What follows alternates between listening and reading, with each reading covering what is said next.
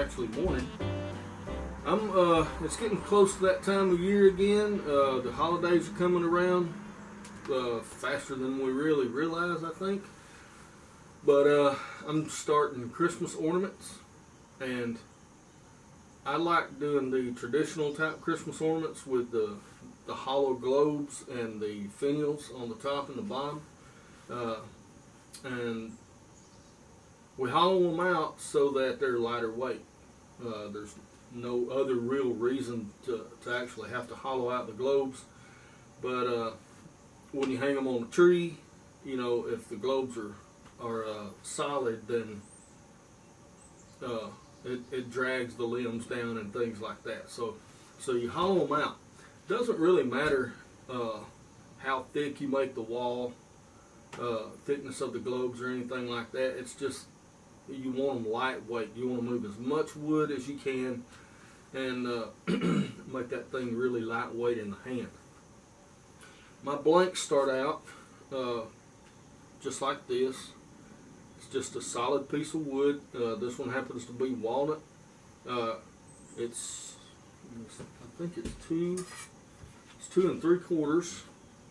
Yeah, 2 3/4 across and both directions, and it's about 2 3/4 to 3 inches tall. The height really doesn't matter because you're going to get what shape you want out of this block. So I mean, if you want to make it a little bit taller, you know, to give you some room, or to make a long, tall globe, that's fine. But that's what size those start out. My finial blanks are 6 inches long. They're 6 inches long, and they're about 1 1/8 to 1 1/4 square on the ends, and that'll give me the top and the bottom finial out of the same blank. So yeah, I'm about ready to get started. I've been gluing up my pieces onto glue blocks. I have 12 glue blocks because my displays hold 12 ornaments. So I do them in batches of 12. So I fill up all the displays that I have available at the time. So right now I'm working on 24. So I'm doing one batch of 12, and then I'll do another batch of 12. And anyway, when you cut your blanks, just, you know, make sure you get the wood that you want, that it's big enough, and yeah. Well, let's get started. Oh yeah, the ornaments that I have on the lathe may not be the ones I'm actually working on through the whole thing, because I'm working on all of them kind of at the same time. So anyway, we'll get this done. Let's get her started.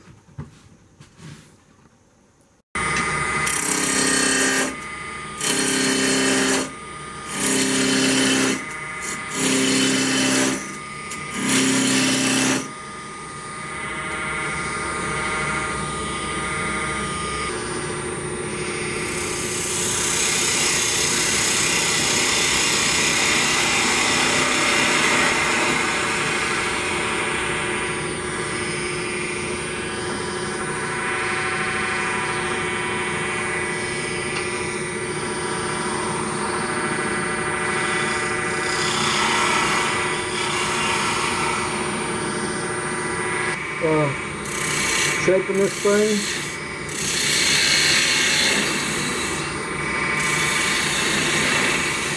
Now you can do whatever shape you want. I mean, you know, I'm looking for kind of a hot air balloon looking shape.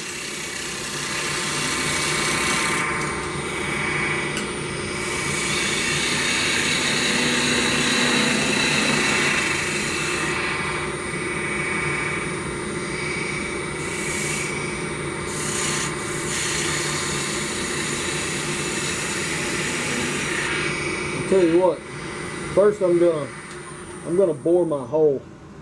I need to do that first. Well, I've got a 3/4 inch Forstner bit, and I'm just gonna drill down to about 1/4 inch from the bottom of that right there, and that's all the way up to this point, so I'll push this drill bit in until I reach the front of my Jacob's chuck. All right, now let's slow the lathe down. I don't like turning real fast when I'm boring, because you tend to overheat your bits. I'm about 600 RPMs now, and I'm just going to enter nice and easy until I start getting a cut. All right, now once I start getting a cut, I'll start applying a little pressure, and then we'll just start boring in.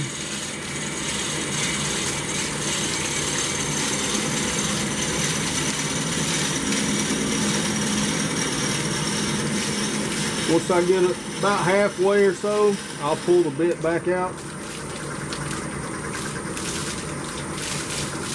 Let it clean out some of those shavings, and then we'll go and complete the hole.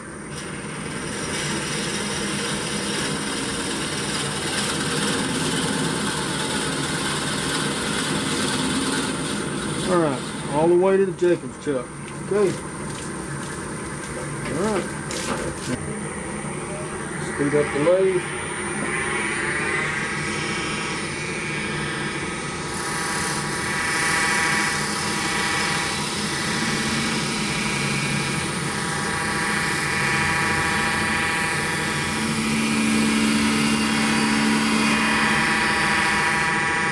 Now I'm going to try to keep it flat about a 16th or so around the bore hole.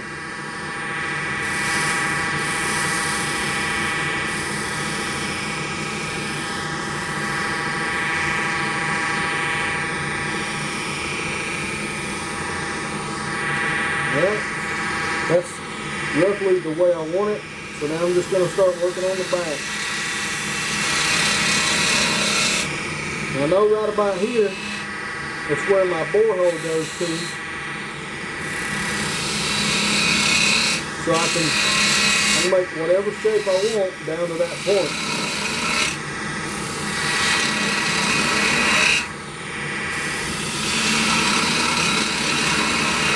Like I say, I'm kind of looking for a hot air balloon.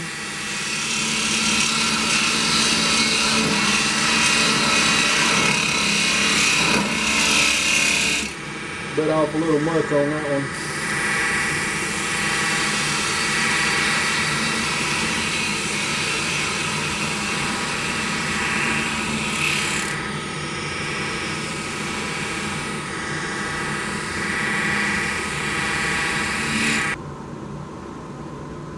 And I'm just going to do that with a round carbide scraper that it can reach all the way in. And I'm going to try to hollow this thing within about a 1/16 of an inch of the wall. So it may fly apart, but if it does, I've got more blanks. So, all right, let's clean this out and get her going. Check my depth. Okay. Now I've got a mark right there, but I can go a little bit deeper than that.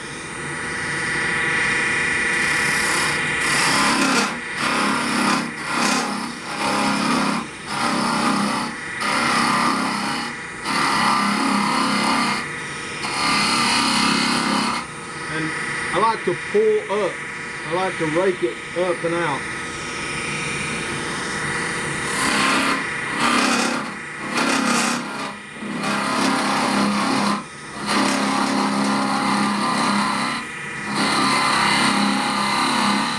At least while I'm removing the bolt.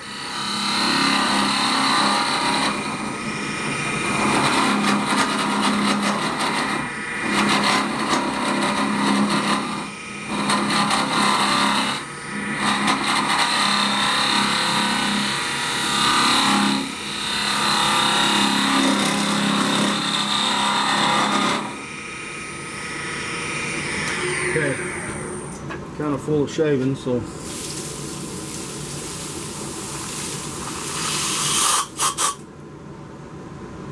Yeah, it's cleaning out pretty nice.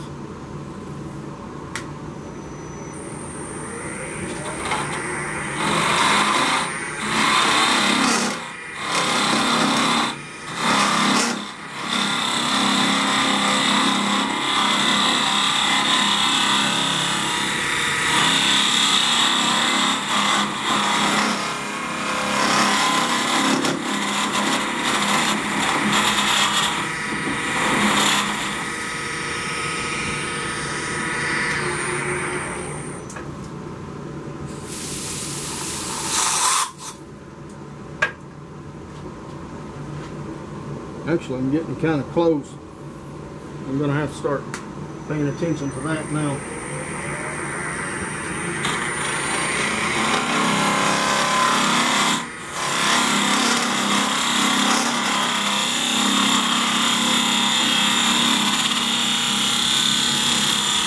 And be careful around that shoulder, you'll get a catch.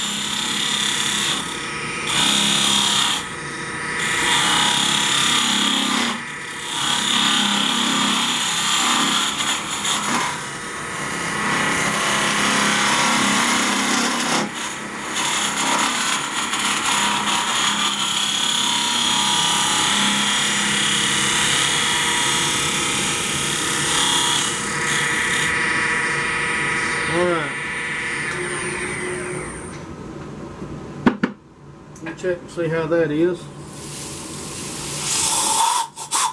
Like I say, I'm shooting for about a 1/16 inch wall, but I mean, I'm just checking it with my fingers.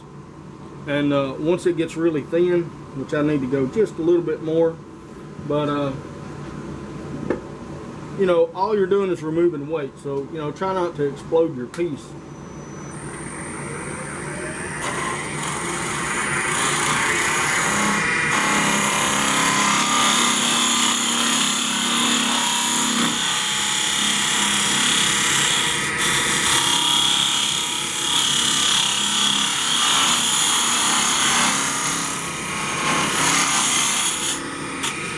That's about as thin as I dare go, because it was getting close just a minute ago.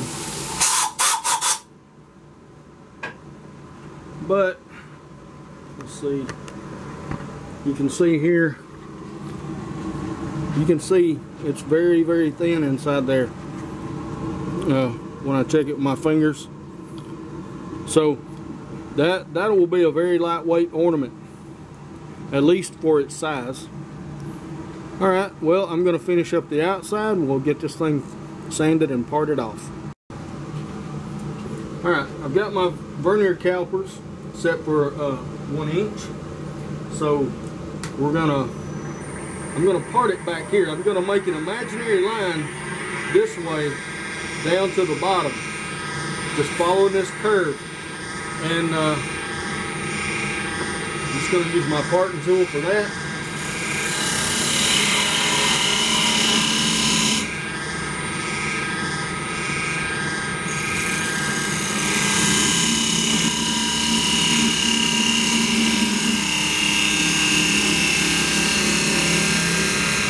Alright, that should give me about a 1/16 of an inch all the way around my bore hole. So we'll get this cut on down.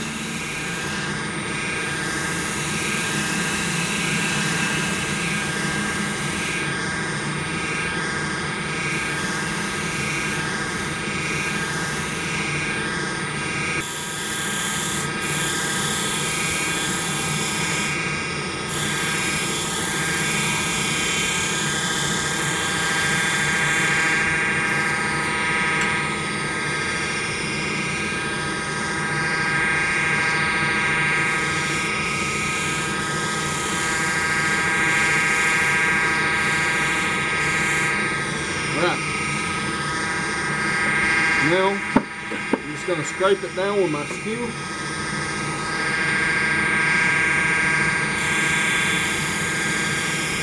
Very easily, very light touch.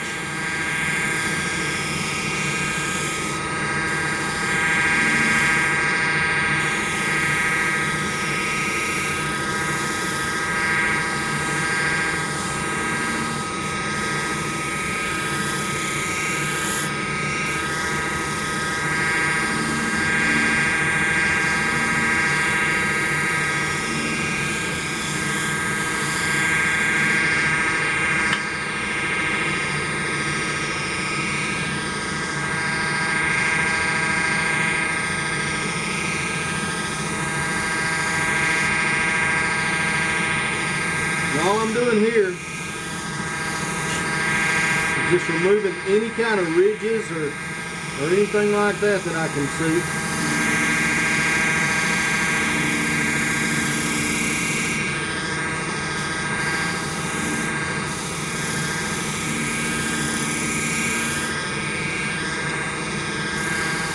And it's smoothing down that surface.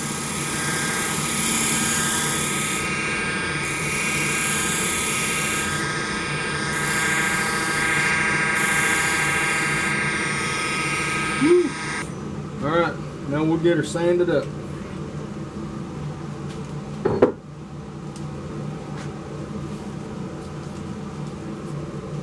Now I could start probably about 220, but I'm going to start at 150 and just make sure that I've got everything. So I'm starting at 150 or 120, I'm sorry.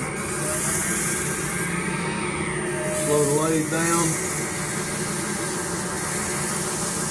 And I'm not going to try to do any kind of heavy sanding, but this is the sand, your first grit, your coarse grit. It's where you're going to get all your work done. So I'm just going to make sure that I don't have any blemishes left from tools or anything else.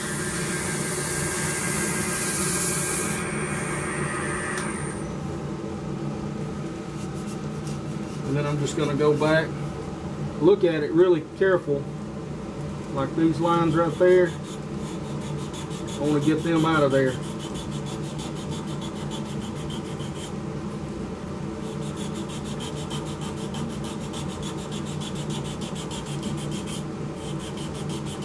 Because if you can barely see it, then once you put your finish on, you're going to see it stick out like a sore thumb. So use your heavy grits to get rid of any scratches or anything that you can see, including the scratches from the sandpaper.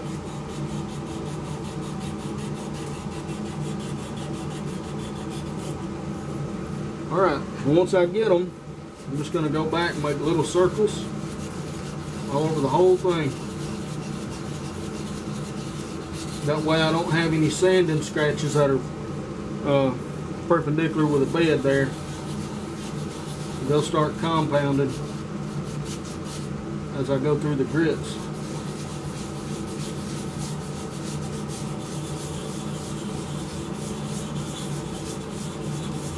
You're just knocking off those sanding scratches and keep looking for anything else that you need. Alright, then we'll go to 220, and I'll do the same thing with 220 and 320.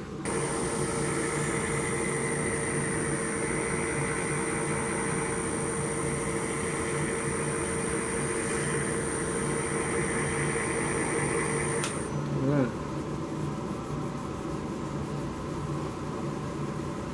Do it just like my sandpaper. I'm going to wipe it down. That's going to be a beautiful ornament right there. Alright, now it's time to get her parted off. I'm just going to part it off with my skew. Alright, let's just get this thing parted off. I'm going to go straight in from the bottom of my taper right here where it meets that little tenon. I'm just going to go straight in with my skew. But since the skew it's got bevels, I have to follow that bevel and come in from way over here.